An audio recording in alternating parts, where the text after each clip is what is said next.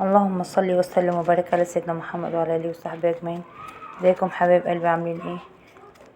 يا رب تكونوا بخير. انا هبه ودي قناتي وصفات من مطبخي. اتمنى لو اول مره تشوفيني تعملي لي لايك وتفعلي الجرس وتشتركي في القناه عشان يوصلك مني كل جديد. النهارده هنعمل رز ابيض مصري ومعاه صبيت بالبصل او كالاماري بالبصل.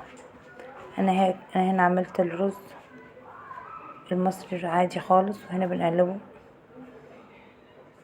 وهنا هبتدي نعمل الصبيط. هننزل بالبصل نديله تشويحة،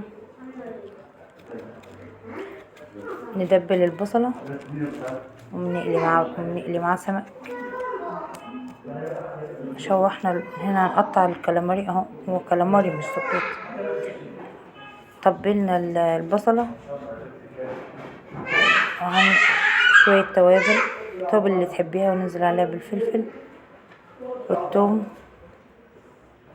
لسه هننزل عليها بالثوم دلوقتي. قطعنا كده الكالاماري ونزلنا عليها بالصبيط او الكالاماري. طبعا هو مش بياخد وقت.